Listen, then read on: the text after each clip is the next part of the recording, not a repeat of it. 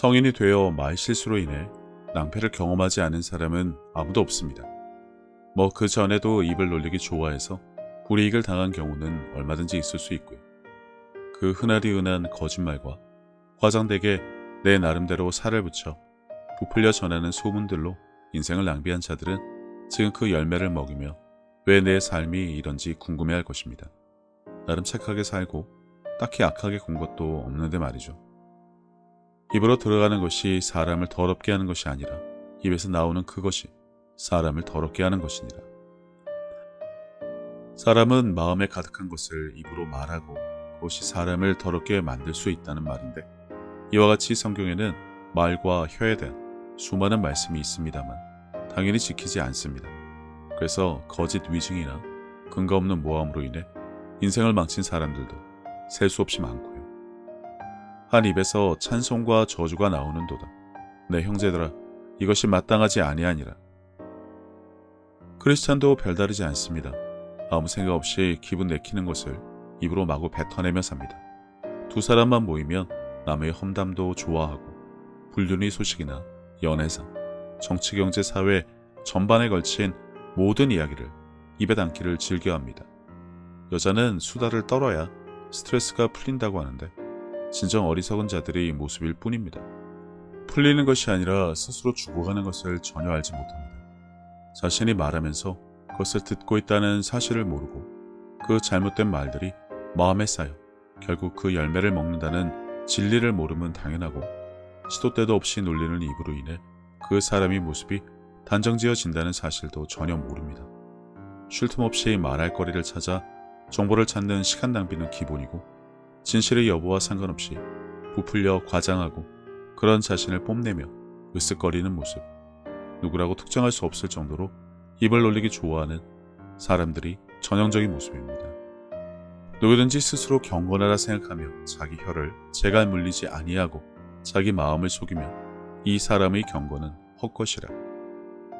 하지만 이와 같이 혀와 말에 대한 많은 경고들이 있지만 크리스찬은 아랑곳 없이 자기 좋은 일을 하고 삽니다. 말씀을 따라 오직 말씀이라고 아무리 외쳐봐야 삶의 한 부분만 봐도 전혀 그렇지 않은 속빈 강정들이 많다는 것을 누구든 압니다. 스스로 점검해 봐도 해당 사항 없다고 할 수 없을 것입니다. 그러므로 생명을 사랑하고 좋은 날 보기를 원하는 자는 혀를 금하여 악한 말을 그치며 그 입술로 거짓을 말하지 말고, 진리의 말씀을 듣고 배운 크리스찬의 입에서 그것이 나오지 않는다. 그냥 믿지 않는 자라는 것을 스스로 인정하는 것뿐입니다. 뭐 읽고 듣기는 하는데 그게 잘 안 된다는 핑계도 지겨운 이유가 손 하나 까딱하지 않으면서 뭐든지 하나님이 해줘야 한다며 그분의 이름을 들먹거리기나 하지, 노력과 인내는 어차피 삶에서 버릇과 훈련이 되지 않아 역시나 말씀을 지켜 행하는 일에도 적극적이지 않습니다. 죽고 사는 것이 혀의 힘에 달렸나니 혀를 쓰기 좋아하는 자는 혀의 열매를 먹으리라. 올바른 말을 하지 않을 것 같으면 차라리 무건 수행을 하는 것이 더 좋습니다. 그러면 최소한 사람을 더럽히지 않고 사람들의 오해를 부르지도 않고 불리한 상황을 스스로 만드는 어리석은 결과에 대한 책임도 최소한 면할 수 있으니까요. 그러면 무엇을 말하느냐? 말씀이 내게 가까워 내 입에 있으며 내 마음에 있다 하였으니 곧 우리가 전파하는 믿음의 말씀이라.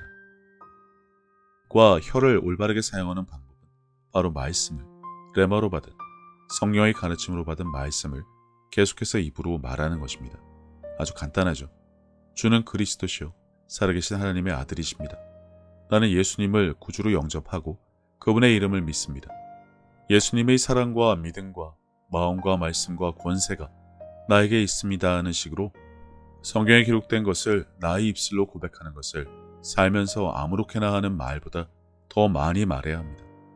마음으로 믿어 의에 이르고 입으로 시인하여 구원을 받습니다를 실천하는 삶을 사는 것입니다.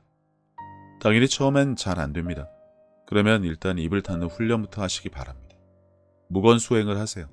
답답해 미칠 것 같으면 그만큼 내가 입을 마구 놀렸다는 증거가 됩니다.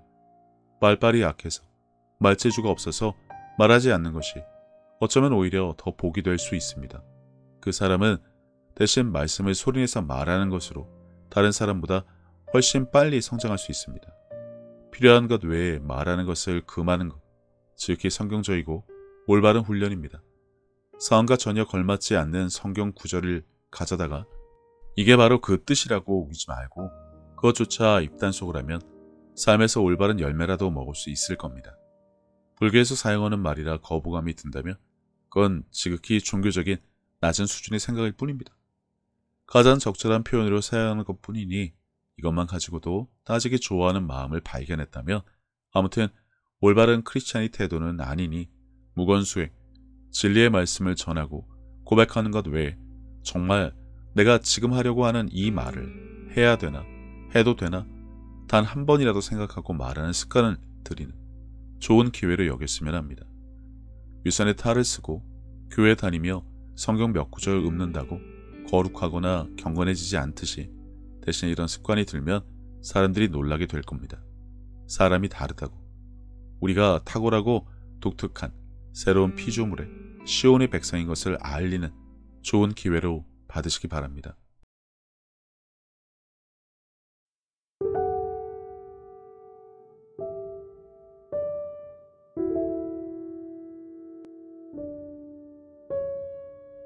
예수님께서는 내 마음을 다하고 목숨을 다하고 뜻을 다하고 힘을 다하여 주 너의 하나님을 사랑하라 하신 것이요. 둘째는 이것이니 내 이웃을 내 자신과 같이 사랑하나 보다 더 큰 계명은 없다고 하셨습니다. 생각해보면 믿는 사람들은 이미 하나님께 받은 것이 너무나 많은 것을 아는 자들입니다.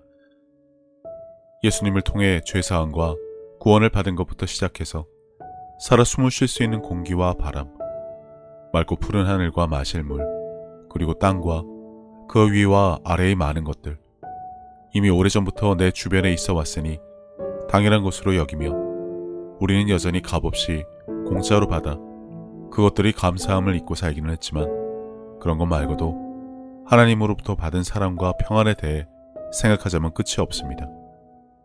하지만 사람은 하나님으로부터 받은 그 많은 은혜를 갚을 방법이 없습니다. 그래서 하나님께서는 내 이웃을 내 몸같이 사랑하는 것으로 그것을 대신 갚으라고 하신 것인지도 모릅니다.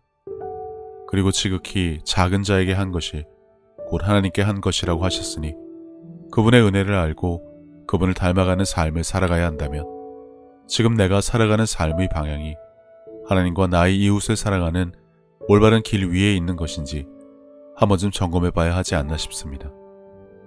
이와 같이 하나님의 뜻, 그분이 기뻐하실 일이 무엇인지 알고 내게 주어진 소명을 다하기 위해 끊임없이 힘쓰고 노력하는 것도 크리스찬들이 마땅히 해야 할 일이 아닐까라는 생각을 해봅니다. 이제는 세상 유행에 따라 요동치던 내 마음을 모두 내려놓고 혼자서 하나님의 뜻을 헤아리는 시간을 가져보시기를 권해봅니다. 하나님은 세상 모든 사람들을 사랑하십니다. 그렇기 때문에 당신이 사랑받기에 마땅한 사람인 것처럼 당신의 가족도 이웃도 그분에게는 마찬가지로 소중한 자녀들입니다.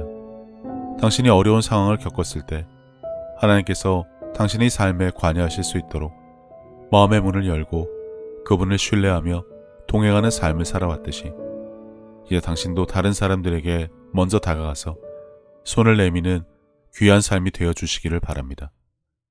예수님께서 주신 새 계명, 서로 사랑하라. 저도 늘 제 자리에서 최선을 다하여 섬기고 사랑하며 살도록 하겠습니다. 감사합니다.